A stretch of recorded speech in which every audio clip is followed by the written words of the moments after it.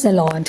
मसीह में मेरे प्यारे भाइयों और बहनों, इस चैनल में मैं आप सबका दिल से स्वागत करती हूँ और सबको थैंक्स करती हूँ कि आपने इस चैनल को सब्सक्राइब किया है, इस चैनल के साथ आप जुड़े हैं। साथ ही इन वचनों को आप अपने फ्रेंड्स और फैमिलीज़ के साथ भी शेयर कर रहे हैं और लोग इन वचनों के थ्रू आशीषित हो रहे हैं। सारी महिमा और आदर परमेश्वर को। आइए आज का वचन शुरू करते हैं। आज का टॉपिक है तैयारी। जी हाँ, तैयारी।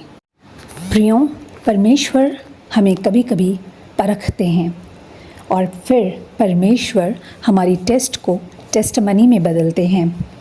शायद आप किसी मुसीबत से गुज़र रहे हैं, पर याद रखें, कोई भी मुसीबत आपका नुकसान नहीं कर पाएगी। अंत में जीत आपकी ही होगी, बशर्ते आप अपने विश्वास को मजबूत बनाए रखें। घबराएं नहीं, दोष ना लगाएं। प्रियों, शैतान चाहता है कि आप परमेश्वर से दूर हो जाएं और जब वो हमला करे, अटैक करे, तो वो सक्सेसफुल हो जाए और आप हार जाएं। पर याद रखें, शैतान आपका कुछ भी बिगाड़ नहीं सकता, एक बाल भी बांका नहीं कर सकता। इसके लिए आपको हर सिचुएशन में परमेश्वर पर भरोसा बनाए रखना होगा। प्रियों, अंधकार को उजियाला कभी पसंद नहीं आता, पर उजियाला हमेशा अंधकार को ख़त्म कर देता है।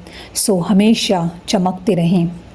प्रियों, ऐसा अक्सर होता है ना कि आप जब अपनी विजय के बहुत करीब होते हैं, अपने मंजिल के बहुत करीब होते हैं, तो उस समय अचानक प्रॉब्लम आ जाता है, कोई विपत्ति आ जाती है। प्रियों, हम सब सही काम करते हैं, पर शत्रु अचानक आकर परेशानी पैदा करता है। प्रियों, अगर आप चाहते हैं कि आप हमेशा चमकते रहें, तो उसके लिए कुछ तैयारी की ज़रूरत है। अगर आप चाहते हैं कि अचानक आई हुई विपत्ति पर आप जय हासिल करें, तो उसके लिए कुछ तैयारी की ज़रूरत है। प्रियों, कभी कभी परेशानी आपके विश्वास को और मजबूत करने के लिए आती है। इसके लिए भी कुछ तैयारी की ज़रूरत है और वो तैयारी है परमेश्वर का वचन। प्रियों, परमेश्वर के वचन को अपने जीवन में फर्स्ट प्रेफरेंस दें, पहला स्थान दें।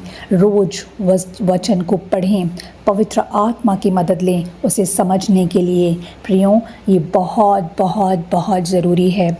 हो सकता है जब आप रोज़ वचन पढ़ते हैं तो कुछ चेंजेस नहीं दिखते, but gradually day by day हमारी आत्मा में चेंजेस होने लगते हैं।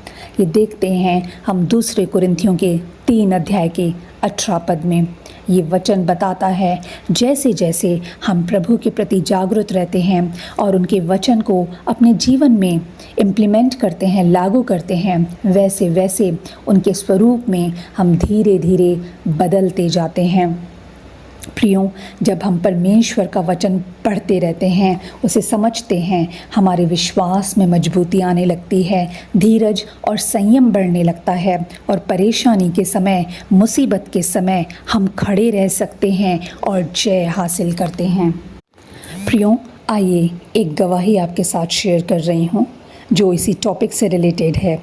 जब मैंने इसे सुना तो मेरे रोंगटे खड़े हो गए, मेरी आँखों से आंसू बहने लगे और मैं परमेश्वर की महिमा करने लगी। प्रियों, एक कपल था जो कि प्रभु में बहुत स्ट्रॉन्ग बिलीवर था। वो अपनी वैकेशंस मनाने के लिए एक बीच पर गए। वे हर दिन परमेश्वर के वचन को पढ़ते और उसे मेडिटेट करते, परमेश्वर को अपने जीवन में पहला स्थान देते थे। उनकी एक 2 साल की बेटी थी जो कि उन्हीं के साथ उस बीच पर थी। हस्बैंड और वाइफ बीच पर बैठे थे, बातें कर रहे थे और उनकी 2 साल की बेटी वहीं पास में खेल रही थी। पानी की लहरें किनारे पर आती और चली जाती। ये देखकर वो हस्बैंड वाइफ और वो बच्ची बहुत खुश होते, उन्हें बड़ा सुकून महसूस हो रहा था और वो परमेश्वर की महिमा कर रहे थे। आपने सुना होगा ना, नज़र हटी दुर्घटना घटी। अचानक उनकी बेटी वहाँ नहीं दिखी। आसपास समुद्र में कहीं भी दूर दूर तक नहीं दिखी। प्रियों, ये कुछ सेकंड्स में हुआ। वो माँ ज़ोर ज़ोर से रोने लगी। उसके हस्बैंड ने, जो कि परमेश्वर पर अटूट विश्वास रखते थे, उन्होंने अपनी वाइफ को समझाया कि शांत हो, बच्ची यहीं कहीं खेल रही होगी, उठो उसे ढूंढते हैं। पर वो माँ वहाँ से नहीं हिली और कहा, मुझे मेरी बेटी यहीं चाहिए। फिर दोनों वहीं बैठकर घुटनों पर आकर प्रेयर करने लगे। प्रियों, आप सोच सकते होंगे कि उस वक्त उनकी क्या हालत होगी। वो माँ ज़ोर ज़ोर से परमेश्वर को पुकारने लगी, प्रार्थना करने लगी। उसकी आंखें लगातार समुद्र में अपनी बच्ची को ढूंढ रही थी।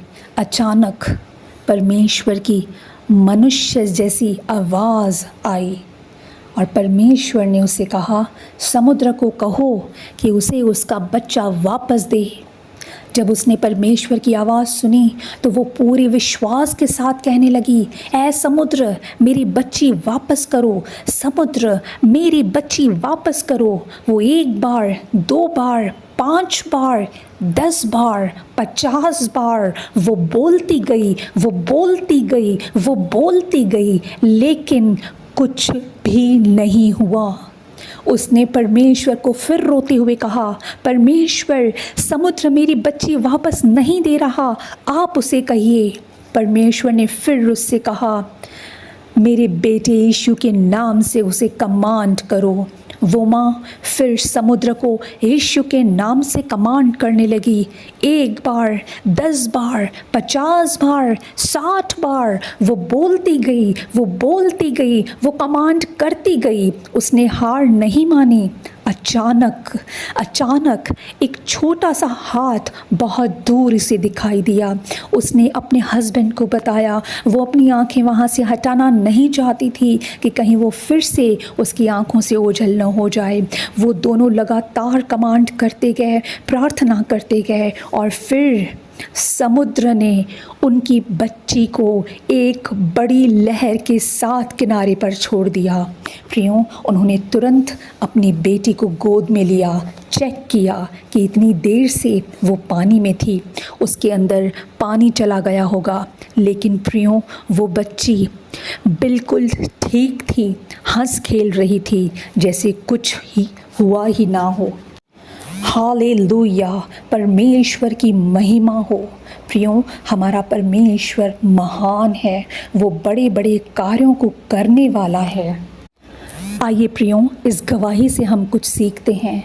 जब परेशानी आती है तो अक्सर लोग घबरा जाते हैं और इतना डिस्टर्ब हो जाते हैं कि परमेश्वर की आवाज़ सुनाई नहीं देती।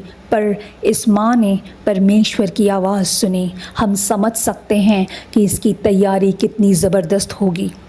प्रियों, दूसरी बात हम इसमें देखते हैं, सीखते हैं कि मुसीबत आने पर लोग वचन बोलते हैं, प्रार्थना करते हैं, कमांड भी करते हैं, पर जब कुछ होते हुए नहीं देखते तो वो निराश हो जाते हैं और हार मान लेते हैं और फिर शैतान अपना कार्य कर लेता है। पर ये माँ निराश नहीं हुई, हार नहीं मानी, लगातार बिना रुके कमांड करती गई और उसने जय पाई। तीसरी बात हम इसमें सीखते हैं कि मुसीबत के वक्त लोग अक्सर खुद पर और दूसरे लोगों पर भरोसा करने लगते हैं, उनकी सोच को अपने ऊपर हावी होने देते हैं। पर इस माँ ने वहीं घुटनों पर बैठकर प्रार्थना की, परमेश्वर पर अपने भरोसे को हिलने नहीं दिया। सोचिए उनकी तैयारी कितनी ज़्यादा थी। प्रियों, एग्ज़ाम में बेस्ट रिज़ल्ट पाने के लिए एग्ज़ाम के दिन नहीं पर पूरे साल पढ़ना पड़ता है, पूरे साल तैयारी करनी पड़ती है। सेम एज़ आने वाले समय के लिए तैयारी भी पहले ही करनी पड़ती है। प्रियों, आज से ही तैयारी शुरू करें। वचन, प्रार्थना और संगति में बढ़ते जाएं और विजय हासिल करें। परमेश्वर यहोवा निसी है, वो हमें जय के उत्सव में ले चलने वाला परमेश्वर है। ज़रूरत है वो हम तैयारी करें और बहुत बड़ी तैयारी करें और जय हासिल करें। Thank you.